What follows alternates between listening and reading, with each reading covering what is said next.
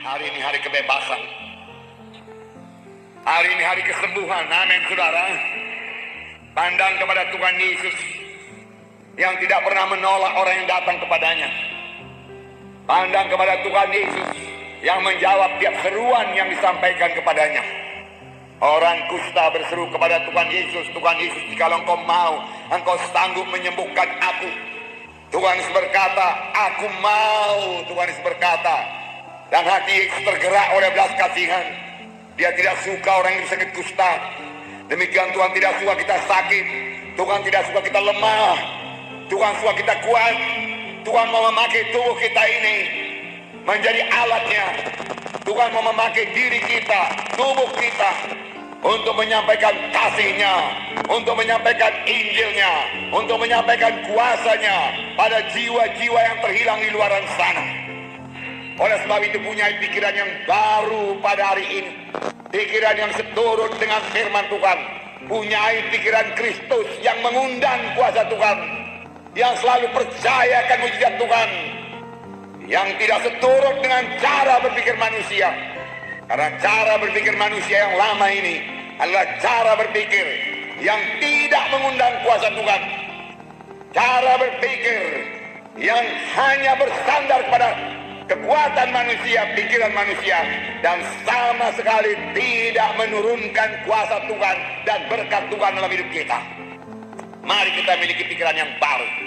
Saya membacakan satu contoh kepada saudara di sini dalam Markus pasal 4 ayat 35 sampai 41. Bagaimana murid-murid di sini masih memiliki cara berpikir yang lama, tetapi Tuhan Yesus memakai pikiran Kristus, cara berpikir baru. Dia dalam keadaan tenang, tidak takut, tidak khawatir. Padahal murid-murid sudah sangat takut, takut mati, takut binasa, takut tenggelam. Tetapi Tuhan sama sekali tidak takut. Kita baca, pada hari itu, waktu hari sudah petang, Yesus berkata kepada mereka, marilah kita bertolak ke seberang. Mereka meninggalkan orang banyak itu, lalu bertolak dan membawa Yesus beserta dengan mereka dalam perahu, di mana Yesus telah duduk, dan perahu-perahu lain juga menyertai dia. Lalu mengamuklah taufan yang sangat dahsyat, dan ombak menyembur masuk ke dalam perahu, sehingga perahu itu mulai penuh dengan air. Pada waktu itu Yesus sedang tidur di buritan di sebuah tilam. Maka murid-muridnya membangunkan dia dan berkata kepadanya, Guru, engkau tidak peduli kalau kita binasa? Ia pun bangun, menghardik angin itu, dan berkata kepada danau itu, diam, tenanglah. Lalu angin itu reda, dan danau itu menjadi teduh sekali. Lalu ia berkata kepada mereka, mengapa kamu begitu takut? Mengapa kamu tidak percaya? Mereka menjadi sangat takut dan berkata seorang kepada yang lain, siapa gerangan orang ini hingga angin dan danau pun taat kepadanya? Perkataan Yesus berkuasa.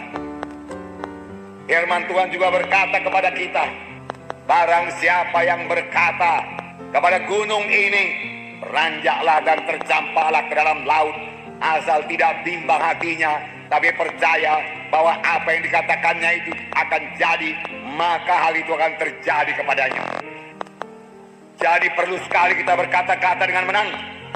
Mengucapkan perkataan yang menang akan membawa kita kepada kemenangan. Mengucapkan perkataan yang kalah akan membawa kita kepada kekalahan. Tuhan menghendaki kita menang, tetapi Tuhan menyerahkan kepada kita supaya kita bertindak untuk hidup berkemenangan melalui iman kita dan melalui ucapan kita.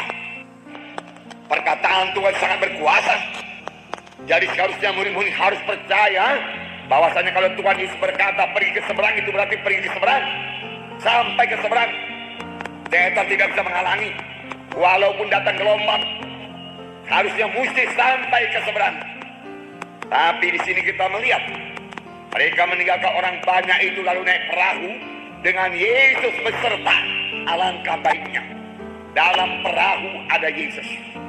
Saudara butuh Yesus dalam kehidupan saudara. Mengharungi segala gelombang hidup ini perlu Yesus. Perlu bersama-sama dengan Yesus. Dan seharusnya kalau kita sudah bersama-sama dengan Yesus, jangan takut lagi.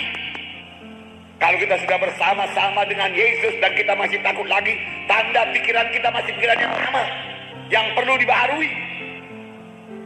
Dan kenallah bahwasanya Yesus betul-betul dalam saudara.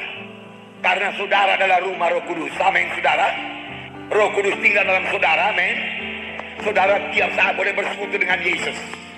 Tiap saat boleh berkata-kata dengan Tuhan Yesus. Untuk itu saudara perlu sadar akan kehadiran Tuhan Yesus selalu dalam hidup saudara. Sadari Yesus hadir dan berkata-kata dengan Yesus. Itulah dia pikiran rohani. Amin, saudara. Pikiran rohani, tindakan rohani, ucapan rohani, itu yang menurunkan kuasa Tuhan. Pikiran duniawi, pikiran lama, ucapan manusia lama, tindakan manusia lama tidak akan mengundang kuasa Tuhan, tidak akan mengundang mujizat Tuhan. Amin. Miliki pikiran yang baru dalam Kristus. Cara berpikir yang baru dalam Kristus. Miliki cara berpikir yang baru dalam Kristus. Puji Tuhan. Puji Tuhan. Oleh sebab itu Roma 12 ayat 2 berkata, dan membacakan kepada saudara. Roma 12 ayat 2. Janganlah kamu menjadi serupa dengan dunia ini, tapi berubahlah oleh pembaharuan budimu, jika kamu dapat membedakan manakah kehendak Allah, apa yang baik, yang berkenan kepada Allah, dan yang sempurna. Jangan menjadi serupa dengan dunia ini.